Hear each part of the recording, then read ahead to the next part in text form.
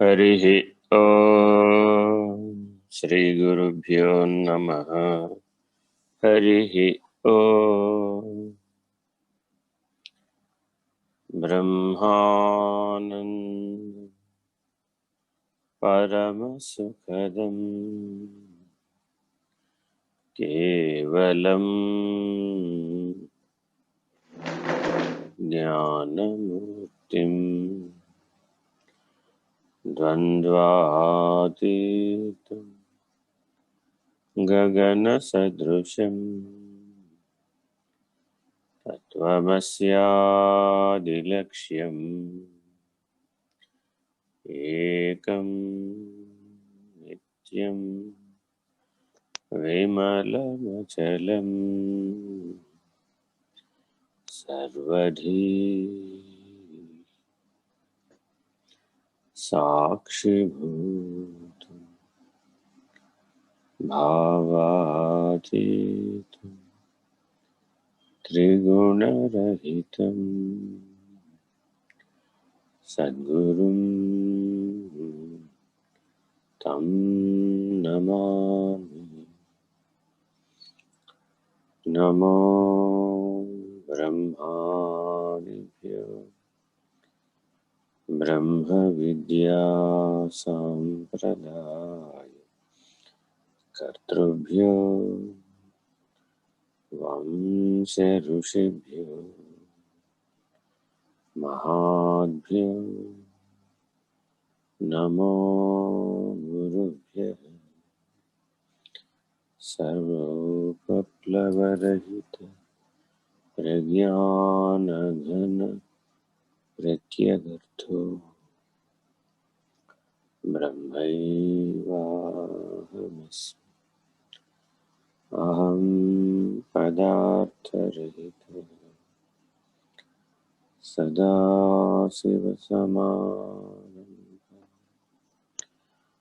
व्यासशङ्करमध्यमाम् अस्मदाचार्यपर्यन्तं वन्दे गुरुपरम्पराम्। हरिः ओम् श्रीगुरुभ्यो नमः।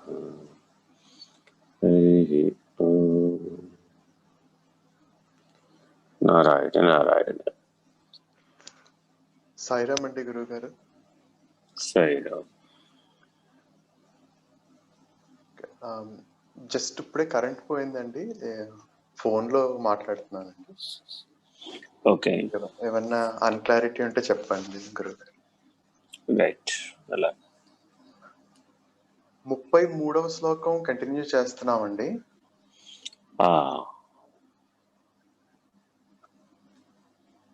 అమనస్త్వాన్ నమే దుఃఖ రాగద్వేష భయాదయః అప్రాణో హ్యమనా శుభ్ర ఇత్యాది శృతి శాసనాత్. అహం బ్రహ్మేతి మహావాక్యానుసంధానం బోధింపబడుతున్నది. దుఃఖం, రాగం, భయం, ద్వేషం మొదలైనవి మనోధర్మములు. అంటే ఊహించి ధరించునవి, ధరించగలుగుతున్నామని కూడా ఊహయే నిలుపుకొనబడేది. విచారణ మనస్సుకు తేజస్సు. విచారణను ఊహలో డోలాయమానంగా ఊగునట్లు చేసుకొని ప్రవర్తిస్తుంది మనస్సు. ఈ మనస్సు నాకు లేదు, అందువలన ఊహకు ఫలంగా కలుగుతున్న దుఃఖం, రాగం, భయం, ద్వేషం మొదలైనవి నాకు లేవు. అమనస్త్వాత్ నమే దుఃఖ. మానవ జన్మలో మానవుని యొక్క పరిశోధన, సంఘర్షణ, విచారణ, జననం నుంచి మరణం వరకు చూస్తే తాను బయటపడే మార్గాన్ని వెతుకుతూ ఉంటాడు గర్భస్థ శిశువు. పరిశోధన అక్కడ మొదలుపెట్టాడు. తెలుసుకున్నాడు, బయటపడ్డాడు, సంఘర్షణ చేశాడు, విచారణ కూడా చేశాడు. ఈ 3 గర్భస్థ శిశువు కూడా ఉన్నాయి. పరిశోధన, సంఘర్షణ, విచారణ, అధిగమనం లేక పరిష్కారం. చూడండి, ప్రతిరోజు ప్రతి సంఘటనలో, ప్రతి ఆలోచనలో, ప్రతి ఆచరణలో ఈ 4 మన బుద్ధిగతంగా జరుగుతూ ఉంటాయి. దాని గురించి పరిశోధిస్తాం, దాని గురించి బాగా సంఘర్షణ పడతాం, దాని గురించి బాగా విచారణ చేస్తాం, దాని పరిష్కారానికి అనుకుంటాం. ఈ 4 అంశాలు కూడా జీవభావంలో ఉన్నాయి. Very very important. మరి అవసరమా కాదా ఇవి? చాలా అవసరం. ఇవి లేకపోతే మానవ జన్మ అర్థవంతంగా ఉండదు. ఎవరైనా ఈ 4 లోపంగా గనక జీవిస్తున్నాడు అనుకోండి, అప్పుడు అతన్ని ఏమంటాం? రే, సరైనటువంటి జీవితం నువ్వు జీవించటం లేదంటాం. ఎందుకని? సరైన విచారణ లేదు, సరైన పరిష్కారం లేదు. దానికి కారణం సరైన సంఘర్షణ లేదు, దానికి కారణం సరైన పరిశోధన లేదు. ఉదాహరణ చెప్తా మీకు. చాలామంది సైంటిస్టులు సరి అయినటువంటి ఆస్తమా ఇన్హేలర్ వాడకపోవడం వలన మరణించారు. వాళ్ళు వాళ్ళ రంగంలో చాలా విశేషమైన ప్రతిభా పాఠవాలు కలిగి ఉన్నారు. కానీ మెడికల్ ఇల్లిటరసీ అంటే వైద్యంలో ఉన్నటువంటి నిరక్షరాస్యత దేంట్లో అయినా నిరక్షరాస్యతే. కంప్యూటర్ ఇల్లిటరసీ, నేటి కాలంలో కంప్యూటర్ వాడకం, స్మార్ట్ ఫోన్ వాడకం చాలా అవసరం అయిపోయింది, నిత్య జీవిత అవసరం అయిపోయింది. అన్నిటికీ దాని మీద ఆధారపడుతున్నాం. మరి ఇట్లా ఆధారపడ్డప్పుడు దాని మీద మనకు పరిజ్ఞానం ఉండాలా వద్దా? ఉండాలి కదా. ఆ పరిజ్ఞానం ఏర్పడాలి అంటే తప్పక మనలో ఏం జరగాలి అంటే దాని అవసరం పరిశోధన, దాని గురించి నేర్చుకోవాలనేటువంటి సంఘర్షణ, దాని గురించినటువంటి విచారణ, దానికి సంబంధించిన పరిష్కారం. అప్పుడే అది ఒక అర్థవంతమైనటువంటి ఆచరణాత్మకంగా పరిణమిస్తుంది. ఈ 4 కూడా మనసు యొక్క పనులే. మనసన్నా, బుద్ధి అన్నా, చిత్తం అన్నా, అహంకారం అన్నా అన్వయ భేదం అలాగే క్రియాభేదం చేత మనం విభజనగా చెప్తున్నాం. అంతఃకరణం ఒకటే పనిముట్టు. ఆ ఒక్క పనిముట్టుని జాగ్రత్తగా ప్రత్యేగాత్మ స్థానంలో గనక మనం నిలిపినట్లయితే అది అమనస్కం అవుతుంది. కానీ ఈ ప్రత్యేగాత్మయే బ్రహ్మం అనేటటువంటి నిరూపణ పొందనంత వరకు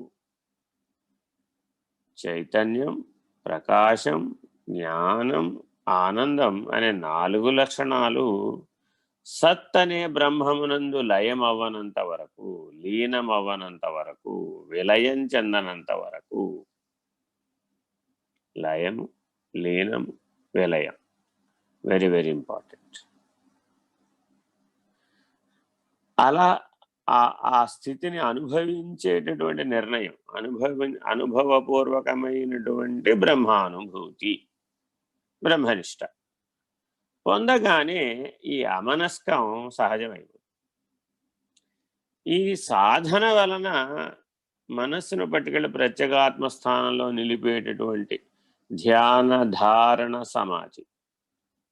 అష్టాంగ యోగంలో ముఖ్యమైనటువంటి ఆంతరిక సాధనలు ధ్యాన, ధారణ, సమాధి. ఈ 3 మనం ఏం చేస్తున్నాం?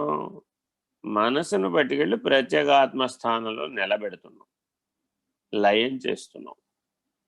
సమాధి నిష్ట ఎవరికైతే కుదిరిందో వారిలో ప్రజ్ఞాస్థితి మేలుకొన్నదై ఆ ప్రజ్ఞాస్థితి యొక్క ప్రభావం చేత సమిష్టి వ్యష్టి సమిష్టిగా ఎలా ఉంది, ఈ రెండు ఒకలాగే ఎలా ఉన్నాయి అనేటటువంటి సామ్యం తెలుస్తుంది. ఈ సామ్యం తెలిసినటువంటి వాళ్ళకు మాత్రమే, అనుభవమైన వాళ్ళకు మాత్రమే మనస్సు యొక్క విశేషాలు రద్దవుతూ ఉంటాయి. మనసులో ఉన్నటువంటి సంస్కారాలు రద్దవుతూ ఉంటాయి. సాక్షి సాధనలో ప్రధానంగా ఈ ప్రత్యేగాత్మ, ఆ బ్రహ్మము రెండు ఒకటే అనేటటువంటి సమాధి నిర్ణయం ద్వారా సంప్రజ్ఞాత, అసంప్రజ్ఞాత, నిర్విచార, నిర్బీజ సమాధుల ద్వారా, బాహ్య సమాధుల ద్వారా, సహజ సమాధి నిష్ట ద్వారా తాను బ్రహ్మమే అయి ఉన్నాను, ఉన్నదంతా బ్రహ్మమే అని ఆ యమాత్మా బ్రహ్మమనే నిర్ణయానికి రావాలి. ఈ బ్రహ్మానుసంధానం అంతా కూడా దేనితో మొదలవుతోంది? అమనస్త్వాత్మమే దుఃఖ. జీవితంలో ఎప్పటికీ వాడికి దుఃఖించే అవకాశమే లేదు. అలాంటి పరిశోధన చేశాడు, అలాంటి సంఘర్షణ పడ్డాడు, అలాంటి విచారణ చేశాడు, అలాంటి పరిష్కారాన్ని కనుక్కున్నాడు. ఇది అద్వైతంలో చూపెట్టేటటువంటి ఉత్తమమైన పరిష్కారం. శాశ్వత దుఃఖరాహిత్యం మానవుని యొక్క ప్రత్యేకమైనటువంటి పరిశోధన అంతా, తన జీవితం అంతా, ఆఖరికి ఈ శరీరాన్ని వదిలిపెట్టేసేది కూడా మరణ వేదన అనే దుఃఖాన్ని పోగొట్టుకోవడానికే. మరణ వేదన అనే దుఃఖం, ప్రసవ వేదన అనే దుఃఖం, రెండు వేదనల మధ్య ఉన్న కాలాన్ని జీవనం అంటున్నాం. వేదనాభరితమై, రోదనాభరితమై సాధనాపరమైనటువంటి జీవనాన్ని, వేదన, రోదన, సాధన జాగ్రత్తగా అన్వయం చేయాలి. ప్రతి వేదనను, ప్రతి రోదనను, ప్రతి సాధనగా మలిచేటటువంటి, మార్చేటటువంటి జీవన విధానాన్ని ఎవరైతే కలిగి ఉన్నారో వాళ్ళు సాధకుడు. ఈ సాధకుడు తనకు కలిగినటువంటి ప్రతి దుఃఖానుభవాన్ని, ప్రతి సుఖానుభవాన్ని జాగ్రత్తగా మనోభూమికలో జరుగుతున్నటువంటి వృత్తుల యొక్క సమాహారాన్ని మొత్తాన్ని ఆధారమై ఉన్నటువంటి చైతన్యం, ప్రకాశం, జ్ఞానం, ఆనందం అన్న లక్షణాలతో సమన్వయీకరించి, సామాన్యీకరించి, వాటికి ఆధారమై ఉన్న సత్స్థితి యందు నిలకడ చెందించే ప్రయత్నం చేస్తాడు. ఇది ఆంతరిక సాధన అంటే, ఇది సాక్షి సాధన అంటే. ఈ ఆంతరిక సాధనని, ఈ సాక్షి సాధనని జ్ఞాన యోగ మార్గంలో మాత్రమే చేయడానికి వీలవుతుంది. దీనికి కావలసింది చిత్తశుద్ధి. చిత్తశుద్ధి లేకుండా ఈ సాక్షి సాధన చేయలేరు ఎవరు కూడా. ఎందుకని అంటే ప్రతి వృత్తిలో కూడా కలిసిపోతాడు. గతంలో మనం విచారణ చేశాం.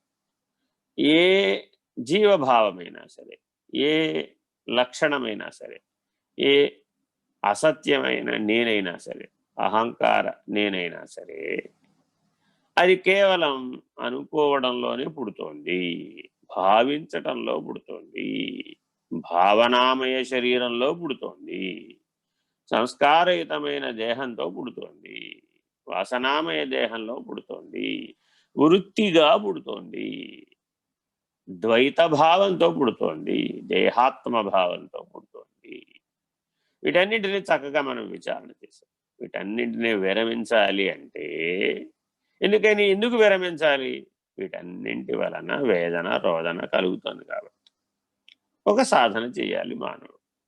ఏ సాధన చేయాలి అంటే తాను ప్రత్యేగాత్మస్వరూపుడు, తాను బ్రహ్మస్వరూపుడు అనేటటువంటి భావాతీత అభావ స్థితిని, ముందు భావం నుంచి భావాతీతానికి, భావాతీతం నుంచి అభావ స్థితికి, అభావ స్థితి నుంచి సాక్షి స్థితికి, సాక్షి స్థితి నుంచి సాక్షి అతీత స్థితికి, సాక్షి అతీత స్థితి నుంచి సాక్షిరహిత స్థితి. ఇది క్రమం. బాగా గుర్తుపెట్టుకోవాలి. జ్ఞానయోగ మార్గంలో విచారణ చేసే వాళ్ళంతా వాళ్ళు ఇప్పుడు భావస్థితిలో ఉంటున్నారా, భావాతీత స్థితిలో ఉంటున్నారా, భావరహితమైన అభావ స్థితిలో ఉంటున్నారా? అభావ స్థితి నుంచి మొదలయ్యేటటువంటి సాక్షిత్వ స్థితిలో ఉంటున్నారా, సాక్షికి అతీత స్థితిలో ఉంటున్నారా, సాక్షి అతీతమైనటువంటి దానికి అవతల ఉన్న సాక్షి రహిత స్థితిలో ఉంటున్నారా? ఈ 6 స్థితులు చాలా చాలా ఇంపార్టెంట్. ఈ 6టికి షడ్విధ సమాధి నిర్ణయం అని కూడా పేరు. అంటే ఆత్మ సాక్షాత్కార జ్ఞానం పొందేటప్పుడు కూడా ఈ 6 చెప్పబడతాయి. ఆత్మ సాక్షాత్కార జ్ఞానం కలిగిన తర్వాత కూడా ఈ 6 చెప్పబడుతుంది. Very very important. యోగ మార్గంలో గనక ఆలోచిస్తే ఈ షడ్విధ సమాధి నిర్ణయం చాలా చాలా ఇంపార్టెంట్. అక్కడ మనస్సును ప్రత్యేగాత్మగా నిరూపించటం, మనస్సును ప్రత్యేగాత్మ స్థాయిలో నిలపటం, మనసును ప్రత్యేగాత్మ స్థితిలో లయం చేయటం, మనసును ప్రత్యేగాత్మ స్థితిలో విలీనం చేయడం, ఇది యోగ మార్గం. అక్కడతో ముగిసిపోతుంది. అక్కడ కూడా ఇదే షడ్విధ సమాధి నిర్ణయమే. కానీ అది కేవలం బహిర్ముఖం నుంచి అంతర్ముఖానికి తిప్పడం వరకే దాని పని. అంతర్ముఖంలో తాను పొందినటువంటి సమాధి నిర్ణయం ద్వారా ఏ ఆత్మ సాక్షాత్కార జ్ఞానాన్ని పొందాడో ఆ జ్ఞానాన్ని ఆధారంగా చేసుకొని ఉన్నదంతా బ్రహ్మమే అనే అద్వయ దృష్టి, దృగ్రహితం అయినటువంటి పరం కైవల్యం, ఆ నిర్ణయాన్ని పొందడానికి కావలసిన అధికారిత్వం బ్రహ్మనిష్ట. అటువంటి బ్రహ్మనిష్టను పొందాలి అంటే మహావాక్య నిరూపితమై మహావాక్య నిర్మితమైనటువంటి చతుర్విధ ముక్తులు అనుభవించటం కావాలి. ఆ చతుర్విధ ముక్తులు భావము నుంచి భావాతీతమునకు, భావాతీతము నుంచి అభావస్థితికి, అభావస్థితి నుంచి సాక్షిత్వ స్థితికి, సాక్షిత్వ స్థితి నుంచి సాక్షి అతీతానికి, సాక్షి అతీతము నుంచి సాక్షి రహిత స్థితికి చేరేటప్పటికీ పూర్తయిపోతుంది. ఈ నడక కేవలం జ్ఞాన మార్గంలోనే సాధ్యమవుతుంది. అందుకే జ్ఞానాదేవతు కైవల్యం. కైవల్యం కావాల్సినటువంటి వాళ్ళు తప్పక స్వరూప జ్ఞానాన్ని పొందాలి.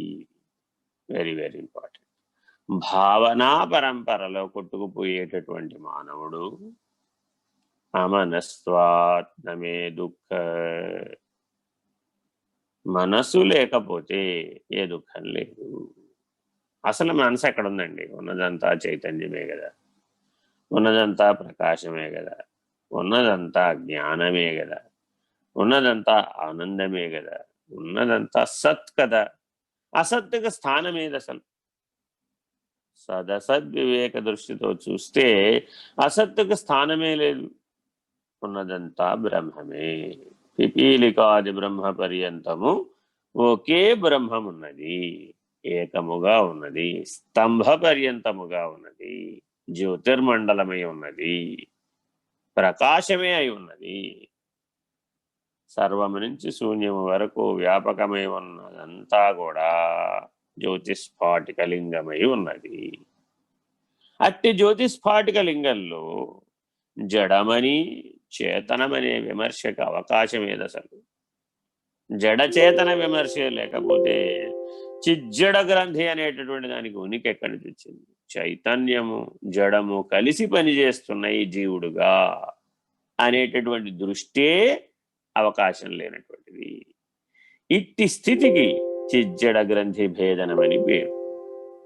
ఎవరైతే ఈ నడకని తెలిసి ఉంటారో భావము నుంచి భావాతీతమునకు, భావాతీతము నుంచి అభావమునకు, అభావము నుంచి సాక్షికి, సాక్షి నుంచి సాక్షి అతీతానికి, సాక్షి అతీతము నుంచి సాక్షి రహితమునకు ఎవరైతే ఎగరగలిగిన విహంగ మార్గం కలిగి ఉంటారో, అలా ఉండగలిగినటువంటి నిర్ణయాన్ని పొందుతారో వాళ్ళు జీవన్ముక్తులు, జన్మరాహిత్యాన్ని పొందగలిగినటువంటి మహానుభావులు. ఈ నిర్ణయాన్ని పొందింపజేయడమే ఆత్మ విచారణ యొక్క లక్ష్యం, గమ్యం. దుఃఖరాహిత్యం, శాశ్వత దుఃఖరాహిత్యం, పరమానంద ప్రాప్తి. మానవ జీవిత లక్ష్యం ఏమిటి అంటే రెండు మాటల్లో చెప్పమంటే రెండు మాటలు ఏమిటవి? శాశ్వత దుఃఖరాహిత్యం, పరమానంద ప్రాప్తి. ఈ రెండింటి దిశగానే సకల వేదాంతము కూడా బోధించబడుతుంది. సకల సాధనలు తెలియజేయబడుతూ ఉన్నాయి. సకల కర్మకాండలు దీని కొరకే నిర్దేశించబడ్డాయి. అది ఇష్టి అయినా, తుష్టి అయినా, పుష్టి అయినా. ఇష్టి, తుష్టి, పుష్టి కర్మకాండ అంతా ఈ మూడింటితో ముడిపడి ఉంటుంది. చాలా జాగ్రత్తగా గుర్తుపెట్టుకోవాలి. జ్ఞాన యోగంలో వీటితో పని లేదు. సహజమైనటువంటి మార్గం, స్వరూప జ్ఞాన మార్గం, ఉన్నదున్నట్లుగా చూపే మార్గం, ఉన్నదున్నట్లుగా ఉండే మార్గం. అమనత్వాత్మే దుఃఖ. దుఃఖం కలిగిన ప్రతిసారి ఈ సూత్రం, ఈ సూచన గుర్తు రావాలి ఎవరికైనా సరే. ఏ రకమైన దుఃఖమైనా కలిగింది, అరే ఇప్పుడు ఏ స్థాయిలోకి వచ్చేసాడు? ప్రజ్ఞ, చైతన్యం, ప్రకాశం, జ్ఞానం, ఆనందం, సత్ అన్న స్థితి నుంచి అసద్భావమైనటువంటి మనసులోకి వచ్చేసాడు. భ్రాంతిగతమైన ప్రతిబింబ సమానమైనటువంటి మనసులోకి వచ్చేసాడు. దర్పణంలో ప్రతిబింబించేశాడు. ఎరుకగా దిగొచ్చేసాడు. జాగ్రత్తగా నిత్య సర్వగత స్థాణు అచలోయం సనాతన అన్న నిర్ణయం దగ్గర నిలబడిన వాడికి దుఃఖం ఎక్కడిది? అమనస్వాత్మే దుఃఖ. జాగ్రత్తగా అన్వయం చేసుకుని ఈ నిర్ణయాన్ని పొందాలి. చదువు. ఆత్మ లక్షణములు శృతులు శాసించి చెబుతున్నాయి. అవి నాకు స్వరూపములుగా నేను గుర్తించి నిలుపుకున్నప్పుడే నేను ఆత్మస్వరూపుణ్ణి అవుతాను, బ్రహ్మస్వరూపుణ్ణి అవుతాను. శృతుల శాసనానికి వ్యతిరేకంగాను వ్యత్యస్తంగాను ప్రవర్తిస్తూ ఆత్మస్వరూపుణ్ణని బ్రహ్మస్వరూపుణ్ణని అనుకునుట భ్రాంతి. ఇది ఇక్కడ ఒక చిన్న సత్యాన్ని మనం గుర్తించాలన్నమాట. శృతి శాసన ఆచరణ ఎలా ఉండాలట? శృతి శాసనమును అనుసరించి ఉండాలి. అంటే నిషిద్ధ కార్యక్రమాన్ని, నిషిద్ధ వృత్తులను, నిషిద్ధ ఆచరణను కలిగి ఉండి, అంటే శృతి ఏదైతే చక్కగా కర్మ మార్గానికి విధి నిషేధాలు చెప్పింది, యోగ మార్గానికి విధి నిషేధాలు చెప్పింది, అలాగే జ్ఞాన మార్గానికి కూడా విధి నిషేధాలు చెప్పింది. ఈ విధి నిషేధాలను చక్కగా తెలుసుకోవాలి. ఏమంటే నేను గురువు గారిని ఆశ్రయించాను అన్నారు అనుకోండి. ఎవరైనా ఏమడుగుతాం? వేదాంత మార్గంలో, సాధనా మార్గంలో సాధకుడైనటువంటి వాడిని, నాయన మీ గురువు గారు ఎవరు, ఏ సాంప్రదాయం మీది అని అడుగుతారు. అంటే అర్థం ఏమిటి? ఆ గురువు గారు ఎవరో, ఆ సాంప్రదాయం ఎవరో చెప్పేటప్పుడు వారి నలుగురు గురువులు చెప్తారనమాట. అంటే ప్రస్తుతం ఉన్నటువంటి సశరీరమై ఉన్నవారు ఉంటే వారు, వారి గురువు గారు, వారి గురువు గారు, వారి గురువు గారు, అంటే గురు పరంపర గురించి చెప్తారనమాట. ఇది చెప్పేటప్పుడు జాగ్రత్తగా గమనించుకోవాలన్నమాట. ఎందుకని? ఆ గురు పారంపర్యం నిజంగా అంతా ఒకటే గురువా, నలుగురు గురువులా అని ఆలోచించాలన్నమాట. చెప్పేటటువంటి శిష్యులు మారవచ్చేమో కానీ పైన గురువు గారు మారరు. ఆయన పరమేష్ఠి గురువు అయినా, పరమ గురువు అయినా, నిజ గురువు అయినా, ఏ గురు పారంపర్యంలో నువ్వు చెప్తున్నప్పటికీ వారందరూ ఒకటే. ఎందుకని? ఈశ్వరో గురురాత్మేతి మూర్తిభేద విభాగినే వ్యోమవత్ వ్యాప్త దేహాయ దక్షిణామూర్తయే నమః. అందరూ దక్షిణామూర్తి స్వరూపులు వాళ్ళు. వాళ్ళలో పారంపర్యం అంటూ ఏం లేదు. పెద్ద సమస్య ఇప్పుడు ఎక్కడొచ్చిందంటే, అన్ని ఆశ్రమాలు, అన్ని సాంప్రదాయాల దగ్గరికి వెళితే, ఏమండి మీ గురు పారంపర్యం చెప్పండి అంటే, అది ఎక్కడో సదాశివుడి దగ్గరో, లేకపోతే మహావిష్ణువు దగ్గరో మొదలవుతుంది, లేకపోతే సూర్యుడి దగ్గరో మొదలవుతుంది. సరే, మొదలైతే ఎవరో యాజ్ఞవల్కుడో ఋషి పారంపర్యం ద్వారా వస్తుంది. వశిష్ఠుడో, యాజ్ఞవల్కుడో, లేకపోతే ఆత్రేయ మహర్షో, అత్రి మహర్షో, ఇలాగా ఋషి పారంపర్యంలో వస్తుంది.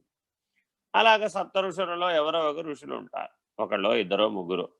ఈ ఋషి పారంపర్యం తర్వాత సాధనా మార్గం, శృతి మార్గం, ఉపనిషన్ మార్గాన్ని, విధి నిషేధాలను బోధించినటువంటి గురువులందరి పారంపర్యం మనకు తెలియజేస్తుంది.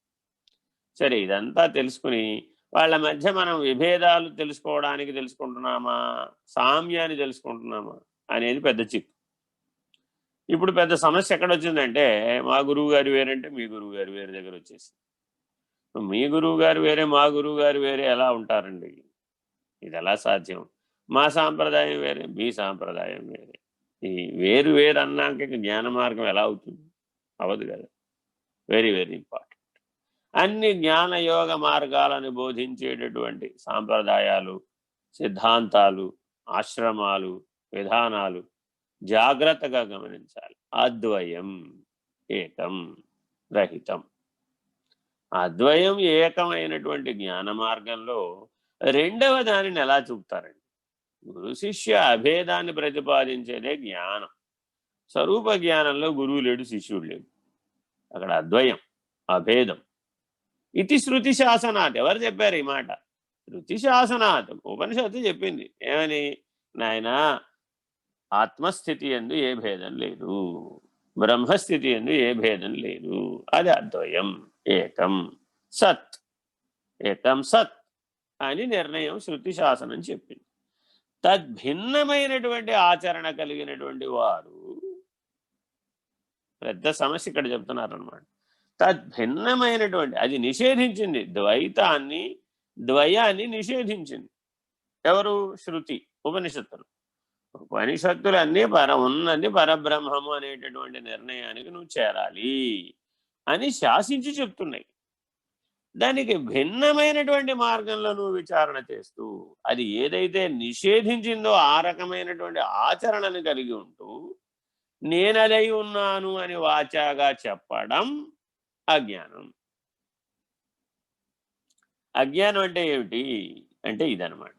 అంటే తాను స్వరూప జ్ఞానం వలన ఆత్మనిష్ఠుడై బ్రహ్మనిష్ఠుడై ఉండగా మధ్యలో ఈ నామరూపాలను పట్టుకొచ్చి, ఆ మనసును పట్టుకొచ్చి శృతి శాసనానికి భిన్నంగా, అద్వయానికి భిన్నంగా ద్వైత భావంతో భావించి ఫలానా వారు నాకు అడ్డ వచ్చారండి, ఫలానా వారి వలన నేను ఈ సమస్యను పొందానండి, ఫలానా వారు చేయడం వలన ఇదంతా జరుగుతోందండి అన్నారు అనుకోండి.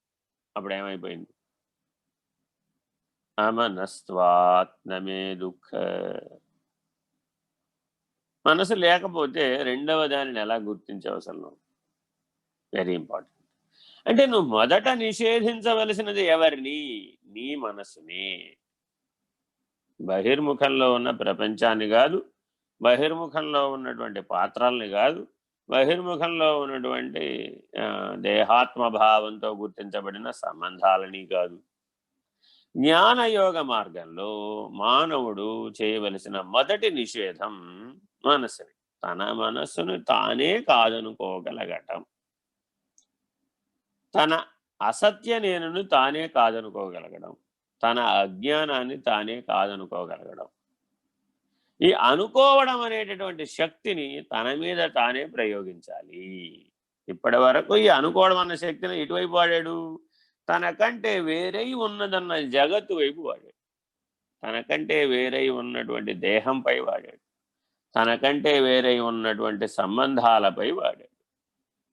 ఈ అనుకోవడంలోనే ఉందిరా బాబు నీ చిక్కంతా. ఆ అనుకోవడం అనే దాన్ని ఇటుదిప్పు అని ఉపనిషత్తులు శాసిస్తున్నాయి. భేదభావాన్ని గుర్తించకు, అద్వయ భావాన్ని గుర్తించు. మనిషికి భావన చాలా అవసరం. ఎందుకని? భావం చేతనే మానవోపాధి లభించింది. ఇతర జీవరాశుల నుంచి భిన్నమైనటువంటి, ఎదిగినటువంటి, పరిణతి చెందినటువంటి ఉపాధి, మానవోపాధి దేని వల్ల లభించిందయ్యా అంటే భావనామయ శరీరం వల్లనే లభించింది. ఆ కారణ శరీరంలో వచ్చినటువంటి భావనామయమైనటువంటి పరిణతి చేత మానవోపాధి లభించింది. మిగిలిన ఉపాధులలో ఆ పరిణతి లేదు, ఆ పరిజ్ఞానం లేదు. కానీ ఈ పరిణతిని, ఈ భావనామయ శరీరాన్ని ఏ దిశగా వాడాలి? అమనస్వాత్నమే దుఃఖ. నీ మనసును నువ్వే కాదనుకోవడానికి వాడవయ్యా. వాడితే నీ స్వరూప జ్ఞానం నీతోనే ఉంటుంది, ఎక్కడికి పోదు. కానీ జ్ఞానయోగ మార్గంలో ఆత్మవిచారణ చేసేటటువంటి సాధకులను చూస్తే తన మనస్సుని తాను కాదనుకోవడం అనేటటువంటి సాధన చేయడు. ఎంతసేపు ఏదో ఒక రూపంలో ఈశ్వరుణ్ణి భావన చేయటం కానీ, అంటే 4 చేతులు కానీ 16 చేతులు కానీ ఉండాల్సిందే, లేదంటే విశ్వరూప భావన చేయవలసిందే, లేదంటే శివలింగ భావన అయినా చేయవలసిందే. కనీసం ఈశ్వరుడు అంటే సాకార రూపంలో మొదట భావన చేసేటటువంటి భక్తి మార్గం ద్వారా శుద్ధిని సాధించవలసిందే. ఈ భావనామయ శరీరం అంతా శుద్ధ బుద్ధిగా మారవలసిందే, చిత్తశుద్ధి సాధించబడవలసిందే, వృత్తులన్నీ నిషేధించబడవలసినదే.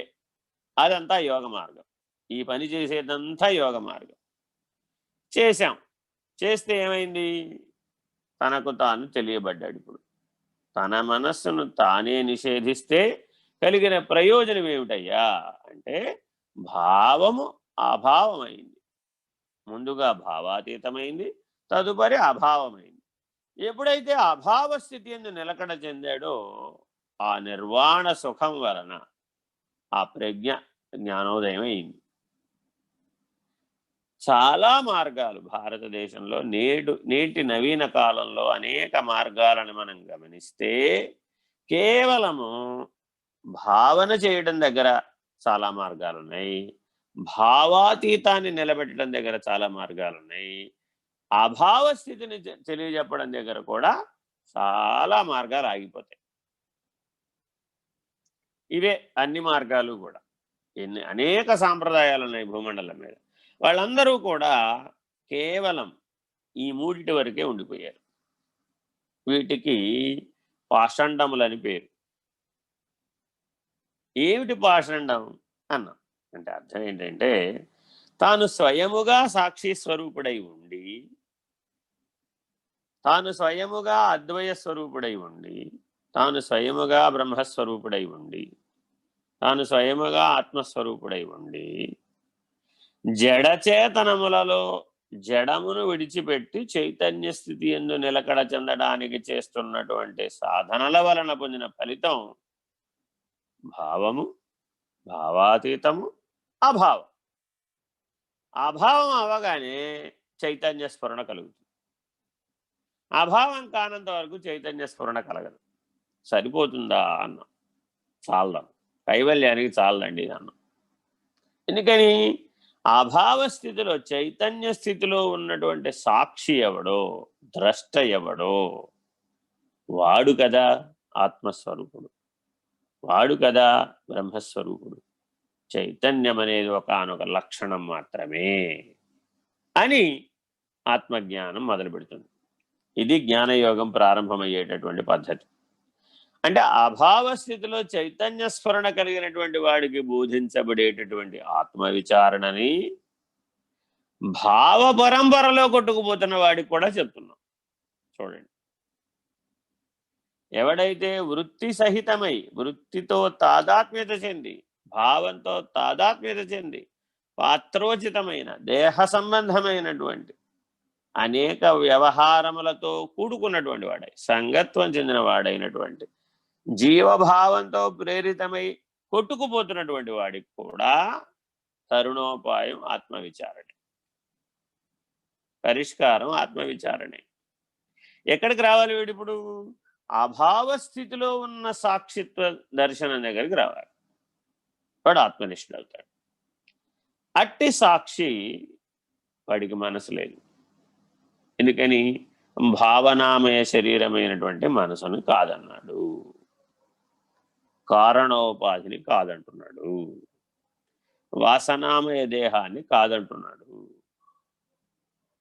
స్వరూప జ్ఞాన స్వప్రకాశ స్వీయ చైతన్య స్వాత్మానంద సత్స్థితి యందు నేను సత్స్వరూపుడననే నిలకడ చెందేను. భావం అభావమైంది, అభావంలో సాక్షి నిలబడింది.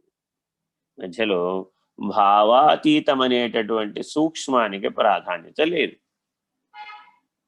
బాగా గుర్తుపెట్టుకోవాలి. చాలామంది ఈ భావాతీతం అనే సూక్ష్మం వలన అనేక రకములైనటువంటి సూక్ష్మంలో ఉన్నటువంటి అనేక వికాసాలు పరిణామాల చేత కొట్టుకుపోబడుతూ ఉంటారు. అంటే అర్థం ఏంటంటే, వాళ్ళకి ఏదైనా ఒక రాయి ఇచ్చామనుకోండి, ఈ రాయే నీకు దేవుడు అన్నాం, ఇంకంతే, ఆ రాయితో తాదాత్మ్యత చెందేస్తాడు. ఎంతగా తాదాత్మ్యత చెందేస్తాడయ్యా అంటే దానికి తనకి భేదం లేదని బిగుసుకుపోతాడంతే. విగ్రహం వలె బిగుసుకుపోతాడంతే. జడమైనటువంటి విగ్రహం వలె బిగుసుకుపోతాడంతే. ఎంతగా బిగుసుకుపోతాడంటే 1000 సంవత్సరాలు బిగుసుకుపోతాడంతే. మళ్ళీ బయటకు వస్తాడు. బయటకు వచ్చేటప్పటికి ఈ 1000 సంవత్సరాల సాధనా బలం వలన, సూక్ష్మంలో కలిగినటువంటి అనేక సమర్థతల వలన, సామర్థ్యం వలన, అనేకమైనటువంటి మానవాతీతమైనటువంటి సామర్థ్యం కలుగుతుంది. అనేకం చేయొచ్చు, కానీ దేహాంతర ప్రాప్తి తప్పటం లేదు. పునః దేహాన్ని పొందవలసి వస్తుంది. ఎందువలన?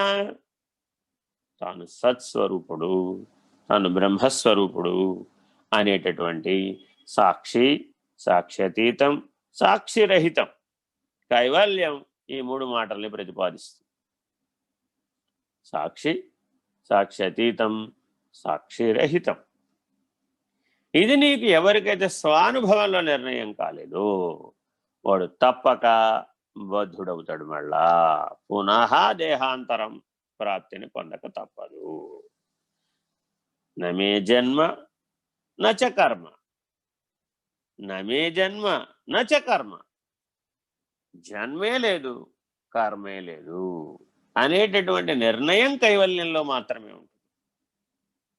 ఇటువంటి నిర్ణయాన్ని పొందేటటువంటి పద్ధతి అచల సిద్ధాంతం.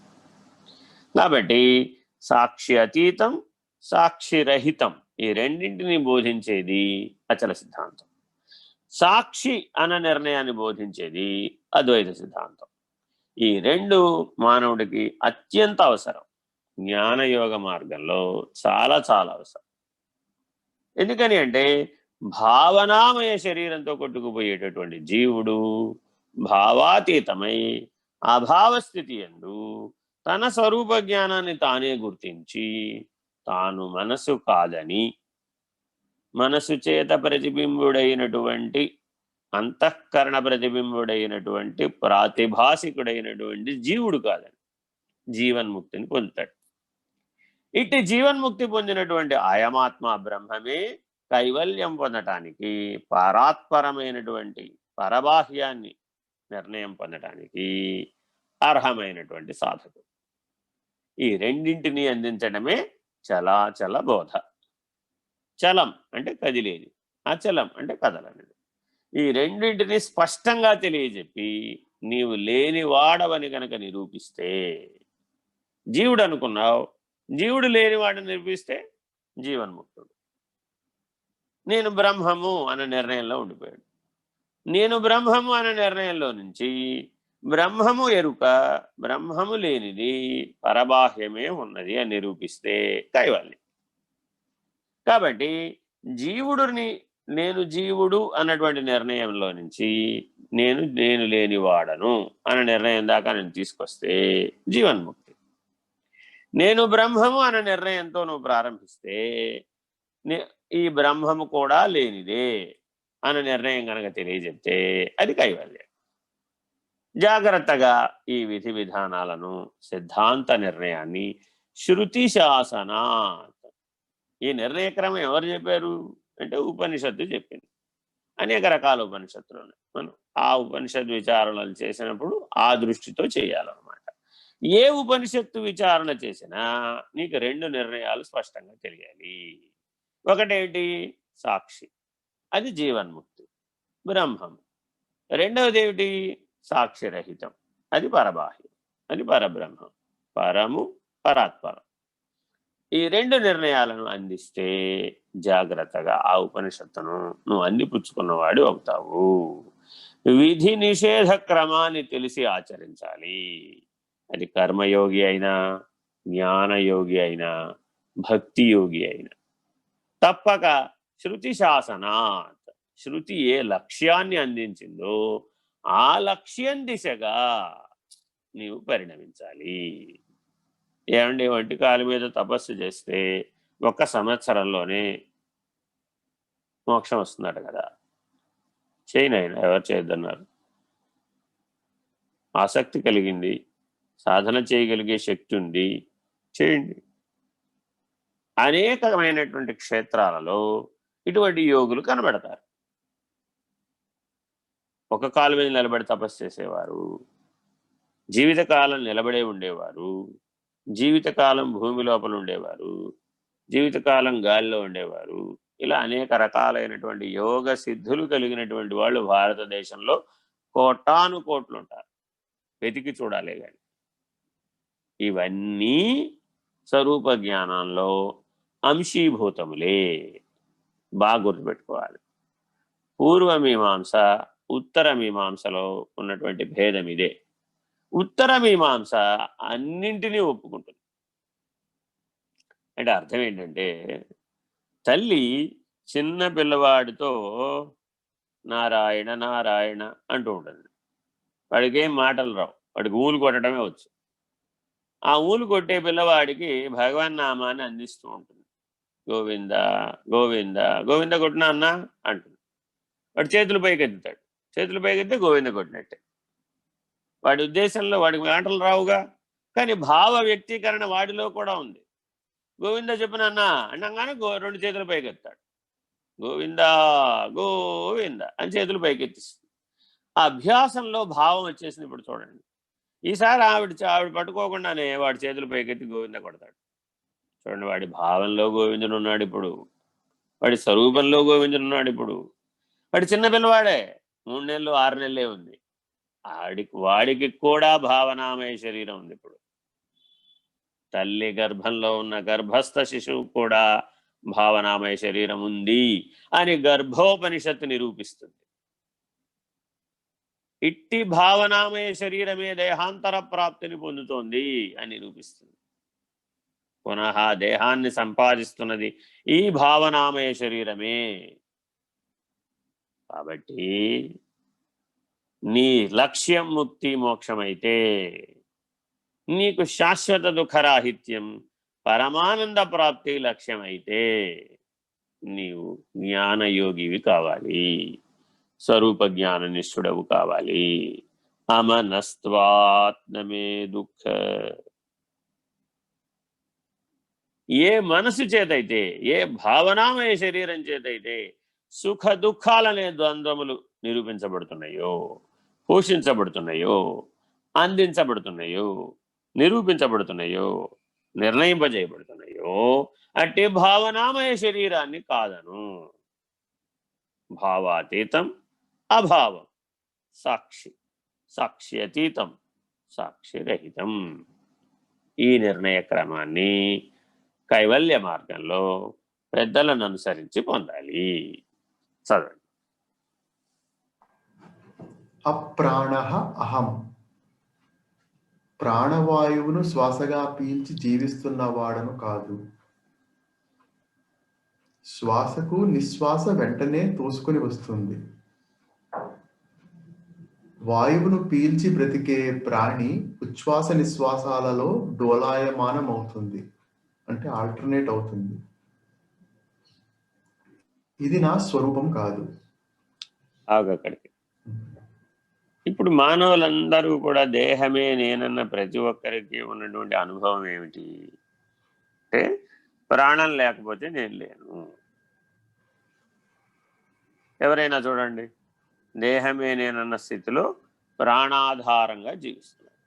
అప్రాణో హ్యమనా అనేటటువంటి సూత్రాన్ని ఇక్కడ ప్రతిపాదించాడు. అంటే అర్థం ఏమిటి? ప్రాణం అంటే నీ ఉద్దేశంలో ఏంటి అంటే, గాలి తీసుకోవడం, గాలి వదలడం, ఇంతే కదా ప్రాణం అంటే.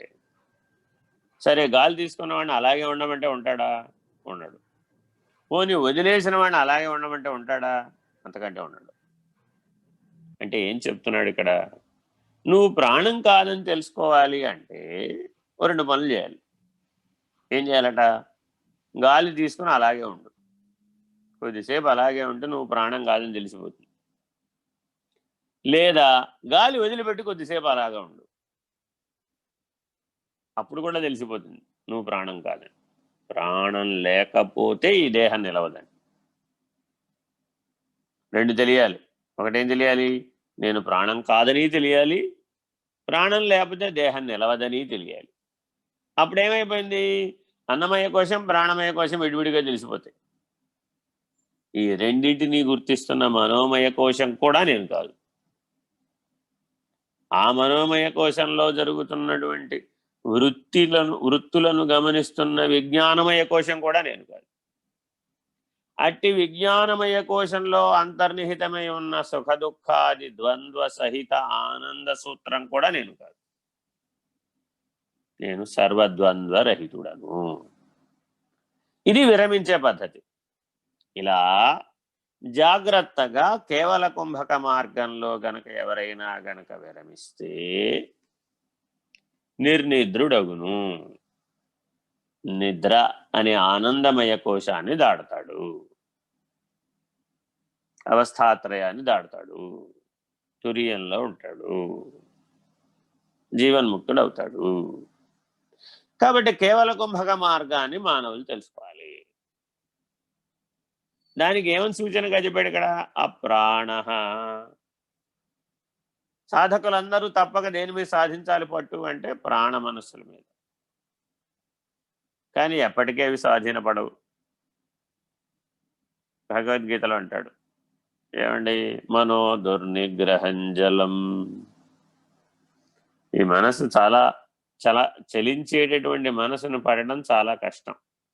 ఎంత కష్టమయ్యా, వాయువుని ఒక దగ్గర బంధించి ఉంచడం, ఒక వాయువుని నా చేతులతో పట్టుకున్నాను అనడం ఎంత కష్టమో, ఈ ప్రాణాన్ని కానీ ఆ మనసును కానీ శరీరంలో ఉండగా పట్టడం అనేది అంత అసాధ్యం. అయితే ఆయన ఏమన్నాడు, సరేనయ్యా కష్టమే, ఎవరు కాదన్నారు. ఎందుకని, పొద్దున్న లేస్తూనే మొదలుపెట్టి రాత్రి నిద్రపోయే వరకు కాకరకాయలు తినాలా, వంకాయలు తినాలా, బీరకాయలు తినాలా, పొట్లకాయలు తినాలా, ఎగిరేవి తినాలా, పాకేవి తినాలా, అక్కడికి పరిగెట్టాలా, ఇక్కడికి పరిగెట్టాలా, అది చెయ్యాలా, ఇది చెయ్యాలా, అలా ఉండాలా, ఇలా ఉండాలా, ఇలాంటి భావనా పరంపరతో కొట్టుకుపోతున్నావు కదా నువ్వు. మరి ఇట్టి భావనా పరంపరతో కొట్టుకుపోయేటటువంటి నిన్ను అర్జెంటుగా ఏమనుకుంటున్నావు, నువ్వు సాక్షివని, సాక్షి అతీతమని తెలుసుకోవయ్యా, అలా ఉండవయ్యా అంటోంది. మరి ఎలా చేయమంటారండి? ఓ పని చెయ్యి, అభ్యాసం వైరాగ్యం ఈ రెండు ఉపయోగించు. ఎక్కడెక్కడైతే భావనా పరంపరతో నువ్వు కొట్టుకుపోతున్నావో అక్కడ వైరాగ్యాన్ని వాడు. ఎక్కడెక్కడైతే భావాతీత స్థితి నుంచి భావంలోకి దిగి వచ్చేస్తున్నావో అక్కడ వైరాగ్యాన్ని వాడు. ఎక్కడెక్కడైతే భావాతీతం నుంచి అభావ స్థితికి అభ్యాసం చెయ్యి. నీలో భావాతీతం ప్రతి ఒక్కడికి ఉంది. గాఢ నిద్రావస్థలో ప్రతి ఒక్కడు భావాతీత స్థితిలోకే వెళుతున్నాడు. తెలియకుండా, జ్ఞానం లేకుండా. తెలివి ఉందా లేదా ఇప్పుడు అక్కడ? ఆ తెలియదనే తెలివి స్వరూప జ్ఞానం. నాకేమీ తెలియదని చెప్తున్నదే స్వరూప జ్ఞానం. అది అభావం, అభావ సాక్షి. వాస్తవానికి గాఢ నిద్రలో మనం అభావం అవటల్లా. చాలా యోగ మార్గాలలో ఈ పొరపాటు జరుగుతుంది. గాఢ నిద్రావస్థలో అభావంలోనే ఉంటున్నాడని అంటాడు. ఉండడు, భావానికి అతీతంగా ఉన్నాడు అంతవరకే. అందువలనే కర్మ యొక్క ఫలం ఆ భావాతీత స్థితిలో నీ మీద ప్రభావితం కావడంలా. ఎవరైతే జాగ్రత్తగా మెలకువ, కళ, నిద్ర ఈ మూడింటిని అభావం అనే సూత్రానికి అభ్యాసం చేస్తారో, ఇది అభ్యాసం. ఆ అభావం అనే సూత్రానికి, నిర్ణయానికి, ఆ స్థితికి వ్యతిరేకమైనటువంటి వాటి ఎడల వైరాగ్యం కలిగి ఉండాలి. అభావం అనే నిర్ణయం దగ్గర నిలకడ చెందడానికి అభ్యాసం చేయాలి. ఇది అభ్యాసం, వైరాగ్యం అంటే జ్ఞానయోగం దృష్ట్యా వెరీ వెరీ ఇంపార్టెంట్. మళ్ళా భక్తి యోగం, కర్మయోగానికి అన్వయం చేస్తే ఇది పనికిరాదు. ఎవడైతే భావాతీత స్థితి నుంచి అభావ స్థితికి నిర్ణయం పొందడానికి చేసేదానికి అభ్యాసం అని పేరు. భావం నుంచి భావాతీతానికి, భావాతీతం నుంచి అభావ స్థితికి చేయటానికి, నిర్ణయం పొందడానికి, ఆ స్థితిని అనుభవించడానికి చేసేటటువంటిదంతా అభ్యాసం. దానికి వ్యతిరేకంగా నీ భావనామయ పరంపర నడుస్తూ ఉంటుంది. ఎంతసేపు అది ఏదో ఒక విషయ పరంపరతో, వృత్తి ప్రవాహంతో పనిచేస్తుంది. ఆ పని చేస్తున్న దాని ఎడల నువ్వు వైరాగ్యమును పూని ఉండు, అసంగత్వమును కలిగి ఉండు. దాంతో చేరమాక. సరే పోతే పోనీ, ఎక్కడికి పోతుంది? ధ్యానం చేయడానికి కూర్చున్నానండి, మనసు ఎక్కడికో పోతుందండి. పోనీ, ఎక్కడికి పోతుంది? ఎక్కడికి పోయినా ఆ మనసుకు ఎవరు ఆధారం? నువ్వేగా. అది ఆఫ్రికా వెళ్ళినా, అమెజాన్ అడవుల్లోకి వెళ్ళినా, అమెరికాకి వెళ్ళినా, ఈఫిల్ టవర్ మీదకి వెళ్ళినా, లేకపోతే సముద్రంలో మునిగినా, ఆకాశ వ్యవహారం చేసినా, గ్రహాంతరయానం చేసినా, యాస్ట్రల్ బాడీ అన్నా, ఏ బాడీ చెప్పినా అవన్నీ మళ్ళీ తిరిగి ఎక్కడికి రావాలి? మళ్ళీ నీ దగ్గరికి రావాలి. ఎక్కడికి పోయినా అది మళ్ళీ నీ దగ్గరికే రావాలి. తిరిగి నీ దగ్గరకు వచ్చే వరకు నువ్వు ఊరకుండు, నువ్వు దానిమ్మడ పడిపోమాక. ఇది ధ్యానం అంటే. ఊరకుండా అంతే, నువ్వు ఊరకుంటే చాలు. అదే ఎక్కడికి పోతుంది? పోయి పోయి తిరిగి తిరిగి తిరిగి తిరిగి మళ్ళీ నీ దగ్గరికే వస్తుంది. వచ్చావా? వెరీ గుడ్, మళ్ళా కూర్చో. ఎలాగా అంటే, తల్లి చిన్న పిల్లవాడికి ఏదైనా చెప్పాలనుకుంటుంది, నేర్పించాలనుకుంటుంది. వాడు ఏం చేస్తాడు? బుడబుడా పరిగెడతాడు. సంవత్సరం వచ్చిన పిల్లవాడిని చూడాలి. వాడికి అప్పుడే నడక, కాళ్ళు అన్నీ ఇంద్రియాలని వికసిస్తాయి అన్నమాట. పరిగెడుతూ ఉంటాడు వాడు అటు ఇటు. వాడికి అన్నం పెట్టాలంటే ఈ తల్లికి పాపం పెద్ద చిక్కు. వాడేమడు ఈవిడా పరిగెత్తాలి. వాడు అటు ఇటు పరిగెడుతూ ఉంటాడు. వాడిని ఎత్తుకోలేదు పాపం. ఎత్తుకుని ఎంతసేపు ఉంటుంది పాపం, బరువు ఉంటాడు పిల్లవాడు. సో వాడు పరిగెడుతూ ఉంటాడు, వాడి వెనక ఈవిడ పరిగెడుతూ ఉంటుంది. సరే, ఇక లాభం లేదని ఈవిడ ఒక చోట కూర్చుంటుంది. ఈ పరిగెట్టడం మానేస్తుంది. తర్వాత ఈవిడే టెక్నిక్ తెలుసుకుంటుంది. నేను ఎంతకాలం అంటే పరిగెడతాను, వాడంటే సంవత్సరం పిల్లాడు కాబట్టి పరిగెడతాడు. ఈవిడ మరి పాపం 30 ఏళ్ళు కదా, 25 ఏళ్ళు కదా. ఈవిడ వాడి వెనకాల ఎక్కడ పరిగెడుతుంది? ఓ దగ్గర స్థిరంగా కూర్చుంటుంది. వాడే ఏం చేస్తాడు? అటు పరిగెట్టి ఇటు పరిగెట్టి మళ్ళీ అమ్మని ఎత్తుకుంటూ వచ్చేస్తాడు. వచ్చినప్పుడు అన్నం పెడుతుంది, వచ్చినప్పుడు ఏదైనా చెబుతుంది. ఇక వాడే అది అలవాటు చేసుకుంటాడు. అటు పరిగెట్టి ఇటు పరిగెట్టి వాడే కథలు చెప్తుంటాడు. అంతవరకు ఈవిడ కథలు చెప్పినంతసేపు వాడు వింటూ ఉంటాడు. ఈవిడ చెప్పడం మానేయి కానీ వాడే కథలు చెప్తుంటాడు. కాకి, ఆవు అని ఈవిడ చెప్పిన కథలన్నీ మళ్ళీ ఈవిడికే చెప్తాడు. రివర్స్. చూడండి ఈ పరిణామంలో. దీన్ని బట్టి ఏం తెలుసుకున్నాం? లాలయే చిత్త బాలకం, యాజ్ సింపుల్ యాజ్ ఇట్. మనసును లోబరుచుకోవడం ఎట్లాగా? నీ స్వాధీనం చేసుకోవడం ఎట్లాగా? నువ్వు స్థిరంగా ఉండవా? నువ్వు ఒక దగ్గర స్థిరంగా ఉండు, అది అటు ఇటు పరిగెడుతుంది. పరిగెట్టని మళ్ళీ ఎక్కడికి వస్తుంది? నీ దగ్గరికి వచ్చేస్తుంది. అలాగా లాలయే చిత్త బాలకం. నువ్వు స్వరూప జ్ఞాన నిష్ఠుడవై, నువ్వు అభావానికి సాక్షివై, చైతన్యం, జ్ఞానం, ప్రకాశం, ఆనందం, సత్ అన్న నిర్ణయంతో నువ్వు ఉంటే మిగిలిందంతా అదే పోతూ ఉంటుంది, వస్తూ ఉంటుంది. దాని గురించి ఎంత పడదు. మనవరాలకు పెళ్ళి అయిందా లేదా, మనవడికి ఎప్పుడు వస్తుందో భార్య, ఇప్పుడు ఈవిడికి ఏమన్నా పనే? ఈవిడ కర్తవ్యమేనా అది? ఇంతకీ మా ముని మనవాడు అమెరికాలో ఏం చేస్తున్నాడో చూడండి. 4వ తరం అయినా కూడా ఈవిడికి ఎక్కడికి పోయింది? ఇప్పుడు అక్కడ ఎక్కడికో పోయింది. సరే కానీ సప్త ఋషి మండలంలో వశిష్ఠ మహర్షి, అత్రి మహర్షి ఇప్పుడు ఏం చేస్తూ ఉంటారు? ధ్రువ మండలంలో ధ్రువుడు ఎలా ఉన్నాడు ఇప్పుడు? ఇలాంటి ఆలోచనలు ఎప్పుడన్నా వచ్చినాయా? రాలేదు. చూడండి. ఎందుకని? భావనామయ శరీరం, అంతకుమించి వేరేం లేదు. ఇదెంతసేపు పిపీలికాది బ్రహ్మ పర్యంతము ఉన్న శరీర సహితమైనటువంటి దేహాత్మతాభావం చుట్టూతా తిరుగుతుంది. నువ్వేం చేయాలి? నువ్వు స్థిరంగా ఉండు, నువ్వు దానిమ్మడి పడిపోమాక. ఆ పిల్లవాడిని తల్లి ఎట్టా అయితే స్వాధీనపరుచుకుందో అలాగా జాగ్రత్తగా స్వరూప జ్ఞాన నిష్ఠుడవై సత్ అనే నిర్ణయంతో నిలకడ చెంది నీవు అమనస్వాత్నమే దుఃఖ, మనసును కాదనగానే శాశ్వత దుఃఖరాహిత్యం వచ్చేసింది. అప్రాణ, ప్రాణం నువ్వు కాదని తెలియగానే దేహాత్మభావం పోయింది. ప్రాణ మనస్సులతో తాదాత్మ్యత చెందడం వలననే నీవు జీవుడు అనుకుంటున్నావు. స్వయముగా స్వయంభూవుగా నీవు ఆత్మస్వరూపుడై ఉండగా, స్వరూప జ్ఞాననిష్ఠుడవై ఉండగా, ప్రతిబింబ సమానమైన ప్రాణ మనస్సులతో ప్రాతిభాసికమైన జీవుడుగా, ప్రతిబింబుడుగా తాదాత్మ్యత చెందడం వలన కలిగినటువంటి, అనుకోవడం వలన కలిగినటువంటి భ్రాంతి నిరసిస్తే, అనుకోవడాన్ని నిరసిస్తే, భావాన్ని నిరసిస్తే, ఆ భావాన్ని కూడా నిరసిస్తే సాక్షి.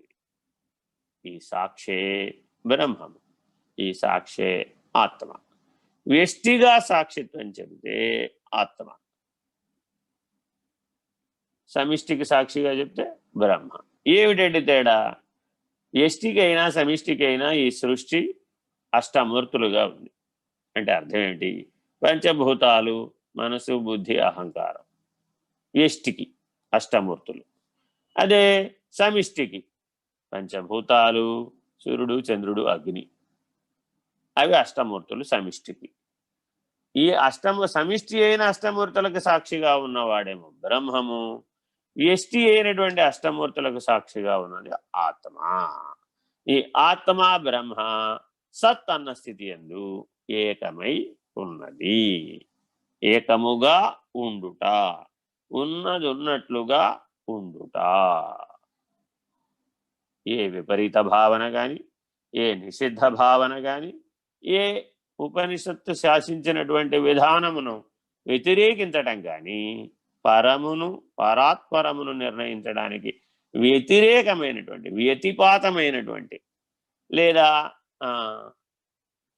దిగి వచ్చేటటువంటి పద్ధతిని విడనాడవలయను. ప్రాణ మనస్సులతో తాదాత్మ్యతను విరమించటమే సాధన. అదే ఆత్మవిచారణ.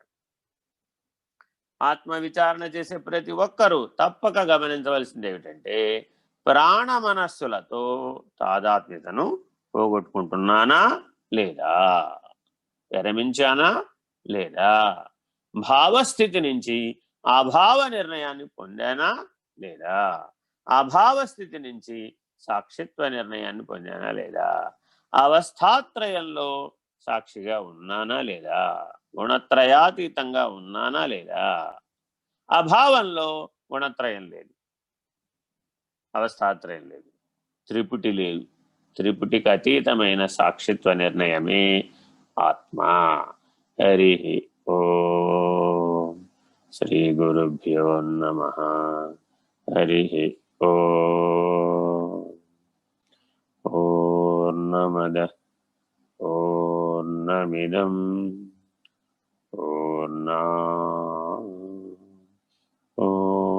పూర్ణముదచ్యతే పూర్ణస్య పూర్ణమాదాయ పూర్ణమేవావశిష్యతే.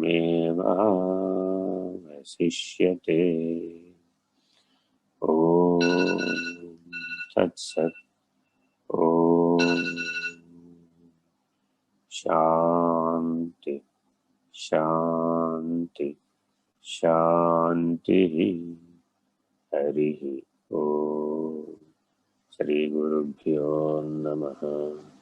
హరి ఓం. నారాయణ నారాయణ.